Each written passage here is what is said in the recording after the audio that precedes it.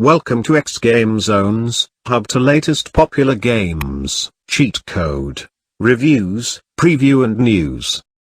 Slender, the arrival did manage to perform well on the Switch and of course give me some truly great scares, but let's be honest. The repetitive mechanics do start to take away from the scares and morph into frustration. The concept was great and I am impressed with how far the developers went, but I think a different direction would have turned the tables. Please subscribe in our YouTube channel and follow and like us on Facebook #xgamezones. Visit our site at www.xgamezones.com for more gaming review.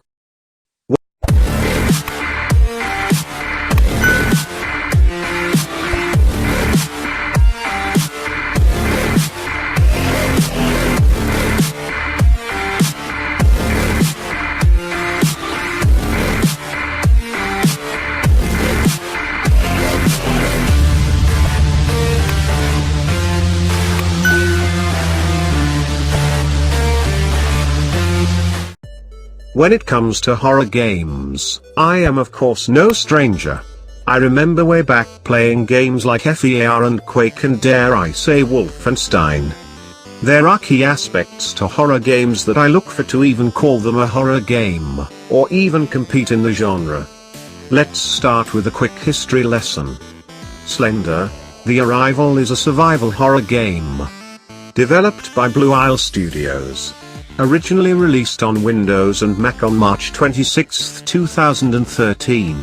The following year it was released on Xbox 360 and PlayStation 3 and again in 2015 on Xbox One, PlayStation 4 and the Wii U, recently released as a Nintendo Switch port on June 20, 2019.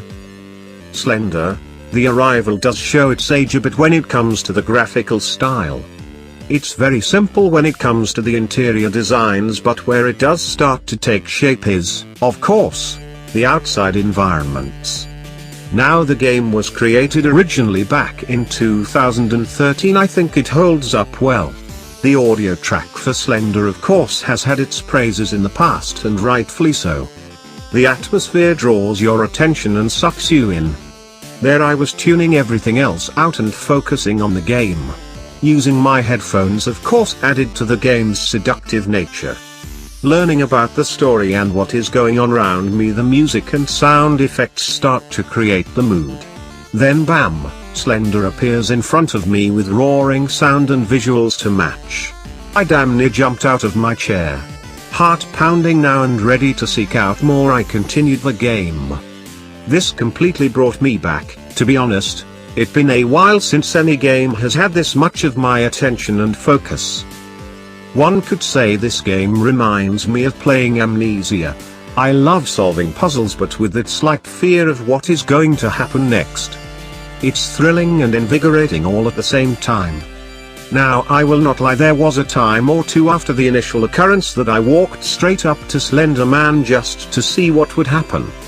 Well, glad it's a video game because of course death was the result. Now that I had that out of my system, I continued on my journey of fear and mystery. One of the more interesting mechanics of the games is the fact you cannot fight Slender, you can only run, and this only adds to the experience. I would imagine this is how it would feel being chased by Freddy or Jason. The game does, of course, have a few flaws. After you get caught and die a few times it starts to get played out a bit. The majority of the game mechanics are simple and equate to either collecting a set number of items or performing a set number of tasks. This, of course, is not a problem but can add to the levels of frustration. If you have any comments or suggestion, feel free to comment below. Thank you for watching. Please subscribe in our YouTube channel and follow and like us on Facebook #xgamezones. For more gaming review, visit our site at www.xgamezones.com. Don't forget to click the notification bell.